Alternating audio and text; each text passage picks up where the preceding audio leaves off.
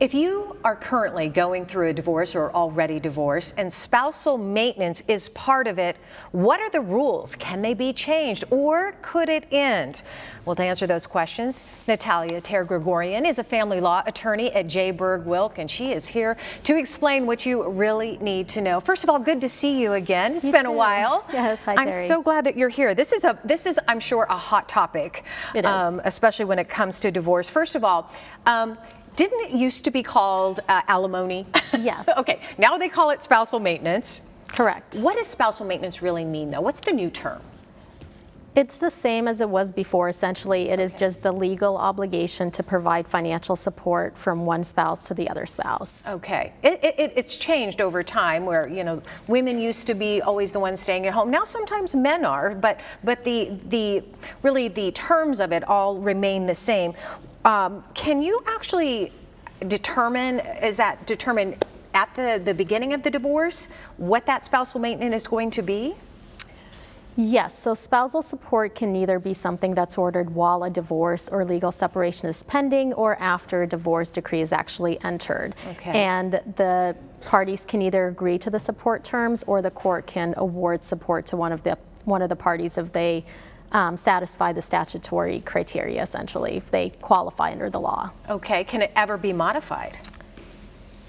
It depends how the support order comes about. Yes. Mm-hmm. So if the parties agree to the support order, then they can agree at that time that the terms will not be modified. So the amount of the support and the duration of the support will stay the same no matter what happens afterwards. Mm-hmm. And that's one of the benefits of entering into a settlement, because you have that certainty that no matter what happens, these are the terms. Okay, so here's, could it ever end? And if it does, what might be the reasons that it could end?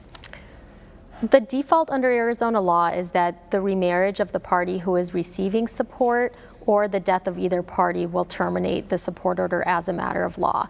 Okay. Again, that's something that the parties can agree to change if the support order is the byproduct of a settlement, but if the court orders support, those are kind of the events that will terminate the support order. I see. Okay. But you know what, Natalia, we all know that life changes, right? Things happen. What if the financial situation ever changes, you know, by either one of the parties? Can it then be modified? And if so, how? If the parties agree that the support award is non-modifiable, then the subsequent events will have no bearing on the award. If the court enters a support order and then one of the situations you mentioned occurs, there's a change in financial circumstances. If that change is substantial and continuing, then either party can go back to the court while that support order is in effect, essentially, and ask the court to modify or terminate it. All right, so if that happens, then what are the steps in order for that to actually happen? Do you have to go to court all over again? You have to have a hearing? You do have to have a hearing. Oh boy, okay. You have to file a petition to modify. Okay. And it is going to be a hearing just on that discrete issue of the requested modification of the spousal support award. Okay, it's pretty complicated stuff, and that's why you're here, is to simplify it all for us and make it a little bit easier should you be in that situation. Thank you, Natalia, for all of that information, and should you have any questions, you could reach out to Jaburg Wilk. They're located at 3200 North Central Avenue, that's Suite 2000 in Phoenix. 602-248-1000 is the phone number. You can also visit the website. It's jaburgwilk.com.